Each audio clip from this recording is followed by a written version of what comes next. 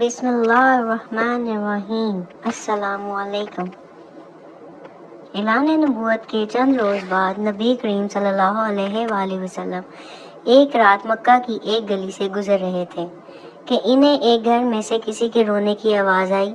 آواز میں اتنا درد تھا کہ آپ صلی اللہ علیہ وآلہ وسلم بے اختیار اس کے گھر میں داخل ہو گئے۔ دیکھا تو ایک نوجوان جو کہ حبشہ کا معلوم ہوتا تھا چکی پیس رہا تھا اور زاروں قطار رو رہا تھا۔ آپ صلی اللہ علیہ وآلہ وسلم نے اس سے رونے کی وجہ پوچھی تو اس نے بتایا کہ میں ایک غلام ہوں، سارا دن اپنے مالک کی بکریاں چراتا ہوں، شام کو تھک کر جب گھر آتا ہوں تو میرا مالک مجھے گندم کی ایک بوری پیسنے کے لیے دے دیتا ہے، جس کو پیسنے میں ساری رات لگ جاتی ہے۔ میں اپنی قسمت پر رو رہا ہوں کہ میری بھی کیا قسمت ہے، میں بھی تو ایک گوشت پوشت کا انسان ہوں، میرا جسم بھی آرام مانگتا ہے، مجھے بھی نیند ستاتی ہے، لیکن میرے مالک کو مجھ پر ذرا بھی ترس نہیں آتا۔ کیا میرے مقدر میں ساری عمر اس طرح رو رو کے زندگی گزارنا لکھا ہے؟ نبی کریم صلی اللہ علیہ وآلہ وسلم نے فرمایا کہ میں تمہارے مالک سے کہہ کے تمہاری مشقت کو کم نہیں کروا سکتا، کیونکہ وہ میری بات نہیں مانے گا۔ ہاں، میں تمہاری تھوڑی مدد کر سکتا ہوں کہ تم سو جاؤ اور میں تمہاری جگہ پر چکی پیستا ہوں۔ وہ غلام بہت خوش ہوا اور شکریہ ادا کر کے سو گیا اور آپ صلی اللہ علیہ وآلہ وسلم اس کی جگہ چکی پیستے رہے۔ جب گندم ختم ہو گئی تو آپ اسے جگائے بغیر واپس تشریف لے آئے۔ دوسرے دن بھی آپ وہاں تشریف لے گئے اور اس غلام کو سلا کر اس کی جگہ چکی پیستے رہے۔ تیسرے دن بھی یہی ماجرا ہوا کہ آپ اس غلام کی جگہ ساری رات چکی پیستے اور صبح کو خاموشی سے اپنے گھر تشریف لے آتے۔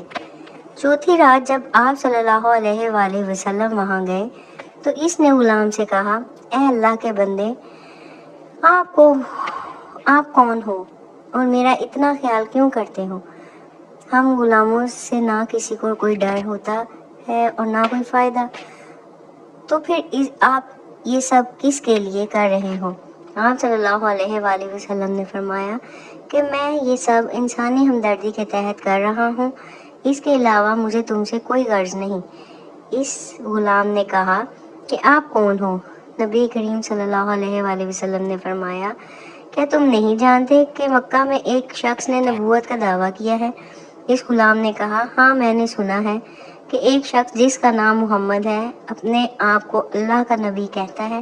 آپ صلی اللہ علیہ وآلہ وسلم کہ میں وہی محمد ہوں۔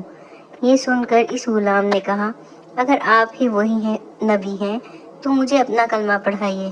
کیوں اتنا شفیق اور مہربان کوئی نبی ہو ہی نہیں سکتا جو غلاموں کا بھی اس قدر خیال رکھے۔ آپ صلی اللہ علیہ وسلم نے انہیں کلمہ پڑھا کر مسلمان کر دیا۔